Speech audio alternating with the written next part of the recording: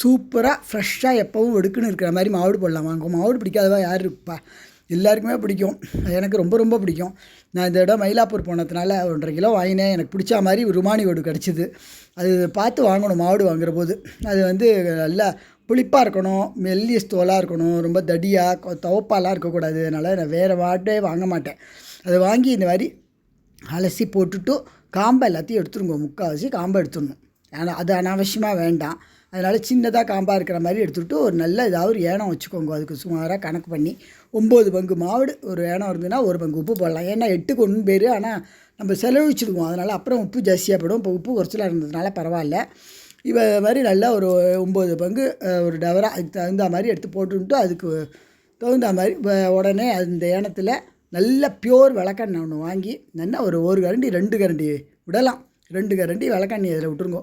விட்டுட்டேன்னாக்கா அந்த கலரும் அது குளுமை, ஏன்னா அது உஷ்ணம் வழிய மாவுடு, அதுக்கு குளுமை பண்ணிவிடும் இந்த விளக்கெண்ணெய். போட்டுட்டு நல்லா ஒரு குலுக்கி நல்லா பளபளன்னு ஆகிடும். எல்லாம் ஒத்தாப்பில் ஆகிடும். இப்போ நம்ம வந்து இந்த மாவுடு அடுக்கில் தேவையான சாமான்கள்லாம் சேர்க்கலாம். இப்போ என்னென்னா மஞ்சப்பொடி, முதல்ல டர்மரிக் பவுடர் 2 ஸ்பூன் போடலாம். போட்டுட்டு ஒரு குலுக்கிட்டோ அதில் இப்போ இந்த கல் உப்பு எடுத்துக்கோங்க. நல்லா ஒரு அளவு கல் உப்பு நான் சொன்னேன் இல்லையா, எடுத்து மிக்சியில் பொடி பண்ணி அதை போட்டுருங்கோ. அதை போட்டுவிட்டு நல்லா ஒரு குலுக்கிடுங்கோ. நல்லா அதுக்கப்புறம் கடுகு வந்து ஒரு 1/4 கப்பு எடுத்துக்கலாம். நல்லா திக்காக நல்லா இருக்கும் மாவுடு வாசனையாக. 1/4 கப்பு எடுத்து நல்லா மிக்சியில் போட்டு பொடி பண்ணி அதில் போட்டுவிடுங்கோ. அது வந்து அவ்வளோ நல்லது, பூச்சி வராது, எல்லாத்துக்குமே நல்லது, கடுகும் உடம்புக்கு நல்லது. இப்போ காரப்படி அவாவா இஷ்டம். நான் சும்மா கொஞ்சம் தான் போடுவேன், 2 கரண்டி போட்டிருக்கேன். போட்டு நல்லா ஒரு குலுக்கி சூப்பராக ஆகிடுதா. இப்போ நீங்கள் ரெடியாக அதை வச்சுக்கோங்க. இதுக்கு முன்னாடியே நீங்கள் என்ன பண்ணணும், நல்லா ஒரு அடுக்கு நிறையா ஐஸ் வாட்டர் வச்சுடணும் ஃப்ரிட்ஜில்.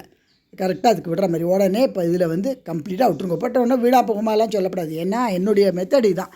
ஏன்னாக்கா வெடுக்குன்னு இருக்கும். இதில் வந்து ஐஸை போட்டுவிடுவேன். நிறையா க்யூப் ஐஸ் இருந்ததுனாக்கா உடச்சி அது ஃபுல்லாக பரத்தெல்லாம் மேலே போட்டுருங்க. ஏன்னா ஜலம் விட்டுக்காது மாவுடு. ஜலம் விட்டுட்டா சுருங்கி போய்டும் இல்லையா. சுருங்கி போனால் அழுத்தமாக போய்டும். அது வந்து பழசாகவும் போய்டும். இப்போ இது பழசாக போகாது. கலரும் அவ்வளோவா உங்களுக்கு மாறாது. உங்களுக்கு எப்போ வேணுனாலும் புது ஃப்ரெஷ்ஷாக மாவுட 1 மாதம் 2 மாதம் வரைக்கும் அப்படியே எடுத்து சாப்பிட்லாம். நல்லா எடுத்து வச்சுட்டு ஃப்ரிட்ஜில் எல்லாத்தையும் டப்பா போட்டு உடனேயே போட்டுருங்கோ. பாட்டிலில், நல்லா கிளாஸ் பாட்டிலில் போட்டு எப்போவுமே ஃப்ரெஷ்ஷாக இருக்கும்.